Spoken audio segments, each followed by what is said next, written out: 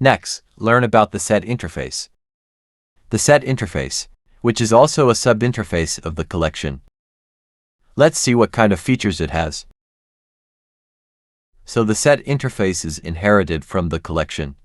The difference between it and the list interface is that the elements of the set interface are unordered, and there is some kind of rule to ensure that the elements are not duplicated.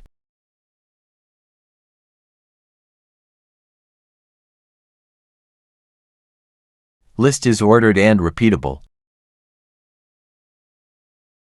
Set's interface is unordered, is not repeated. So it has three main implementation classes: hashSet, linked hashIt, and treeSet. HashSet is based on the hash value of the object to determine the storage location of the elements in the set.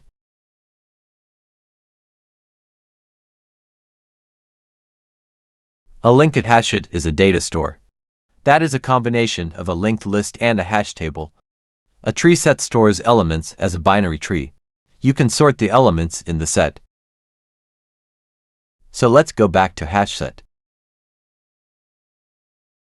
It is the main implementation class for set. So when we tend to use it is the majority of. Its underlying data structure is a hash table structure. Well, then it stores the elements follow. The characteristics of the set. Disorder does not repeat. So how does it achieve non-repeating?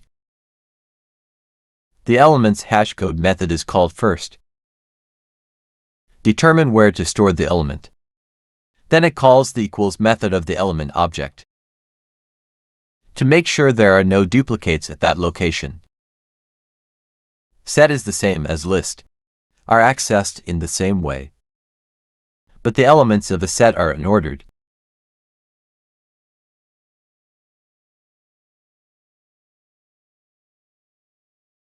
You can see that the single case we gave hashSet as a type.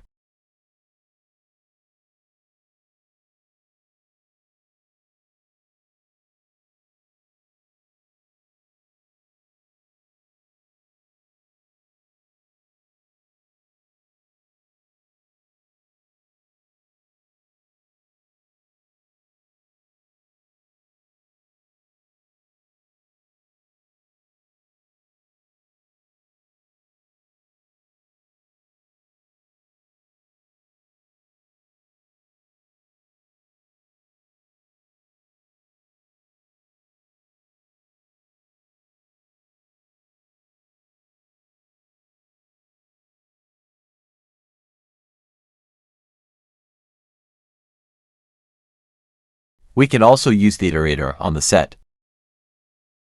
Point on iterator.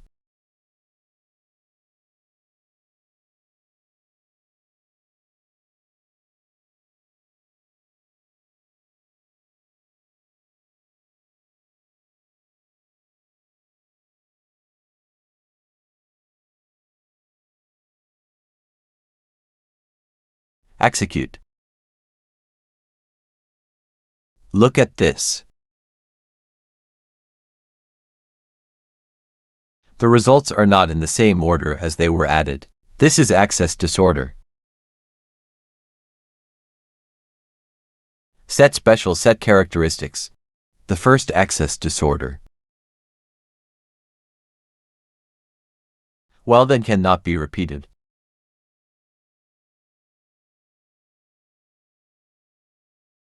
This time you see us at elements. Is there only one? The second is the elements cannot be repeated. Well, then these are its two characteristics.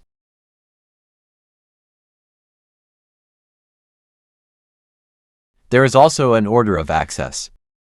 An effect show. So look at the flow of it, classmates.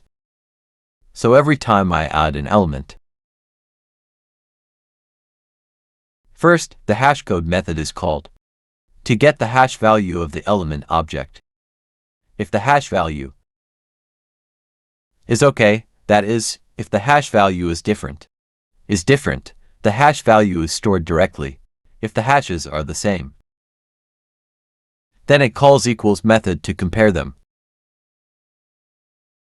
Look at the order of execution. If the result of the comparison is false, that means if the content is different, then it's stored directly. If the content is the same, it's considered a duplicate element. So, to summarize, whether or not the elements deposited by the user are the same is based on two methods. The first is hashcode method of deduction. The second is the method of equals. Now I have a student class.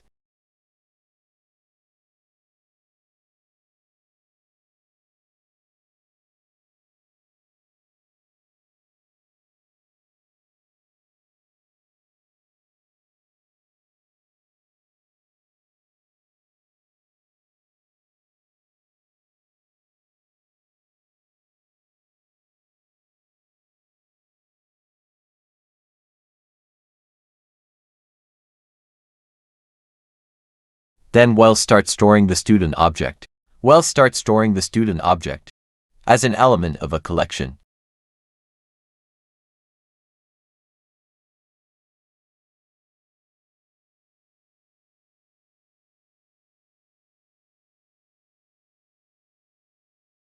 Notice that we're creating a set.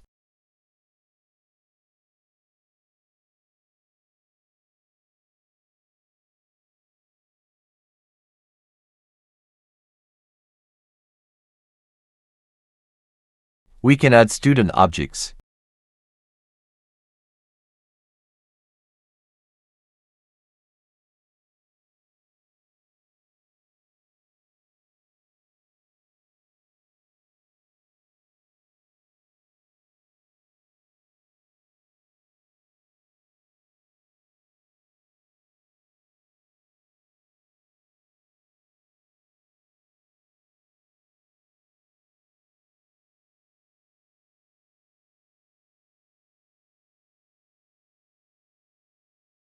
Although their addresses are different, but the elements in them are the contents exactly the same.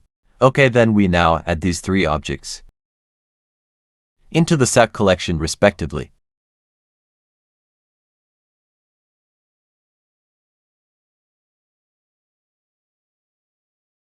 We then iterate over the print through the iterator.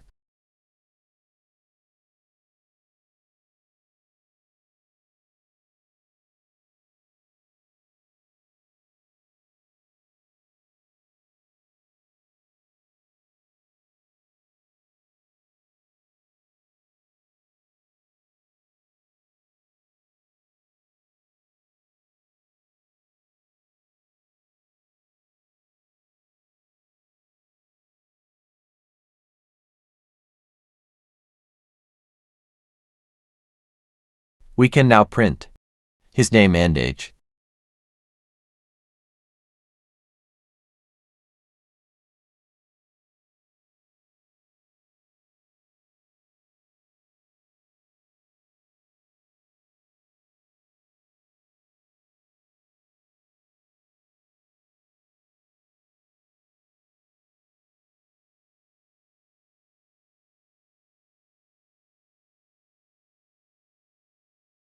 So let's execute.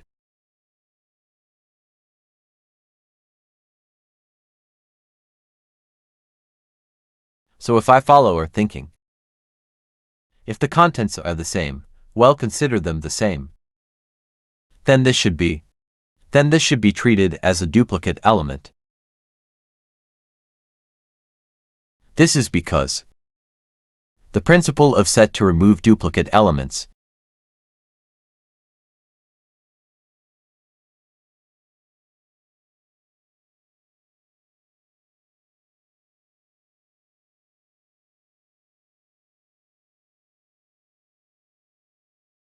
The first one,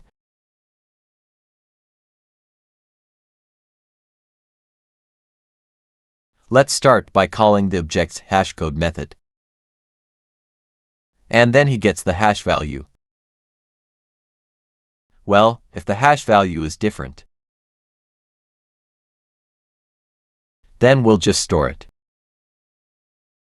It doesn't compare anything.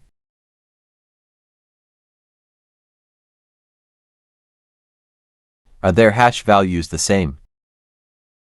And if they are different, wouldn't they just be stored? There's no need to compare the contents.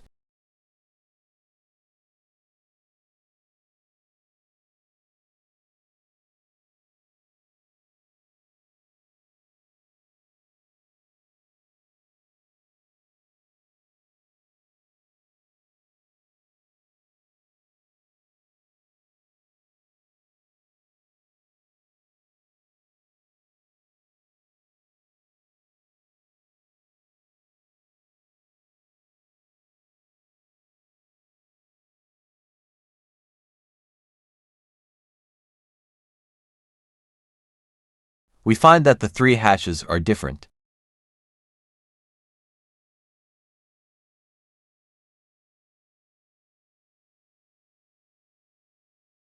Although the content is the same, but their hash values are not the same.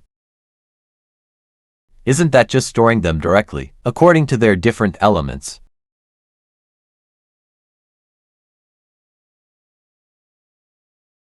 When the hashes are the same,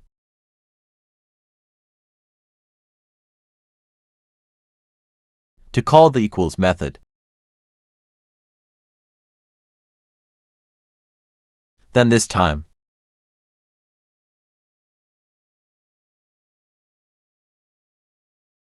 if the result of the comparison is false, then it is stored directly.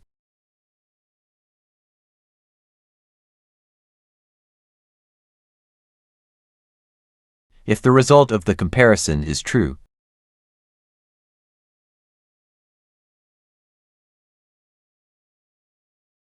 then it's considered a duplicate. Don't store.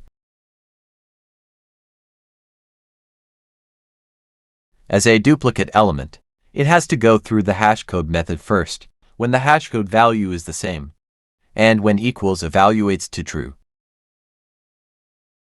You're not going to store it. You have different hashcode values like this. I'll just store it.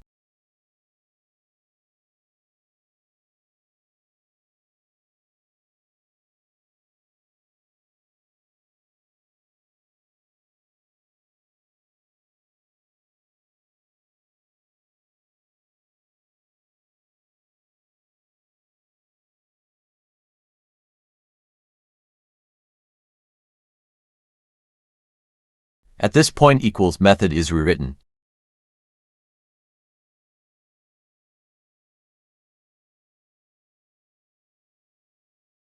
It's the value of the property inside. Then equals compares the contents.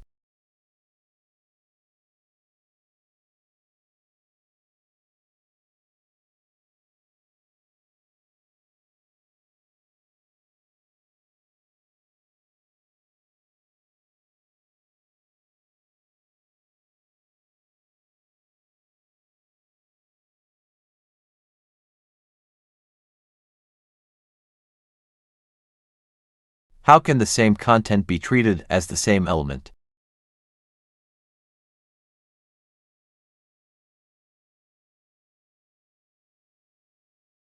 The solution is to rewrite the equals and hashcode methods.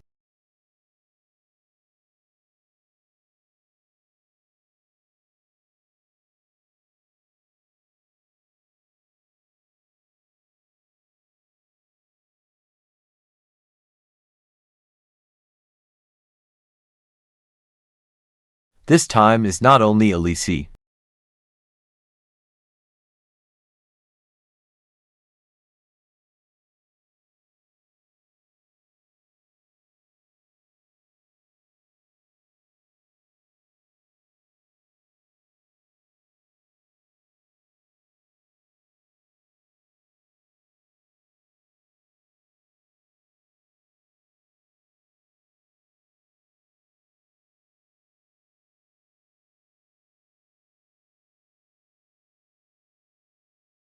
These methods it will automatically call, like, it's done.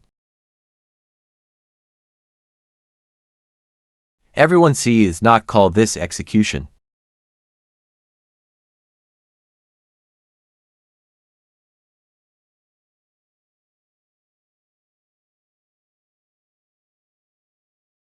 This is overriding the hashcode and equals methods to solve the problem of deduplication.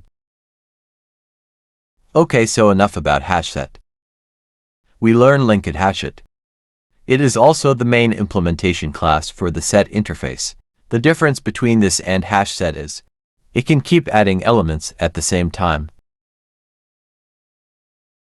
and maintain the order of addition and retrieval. That means that its underlying is actually similar to linked list. It uses a two-way chain table to maintain the relationship between the elements inside. As you can see,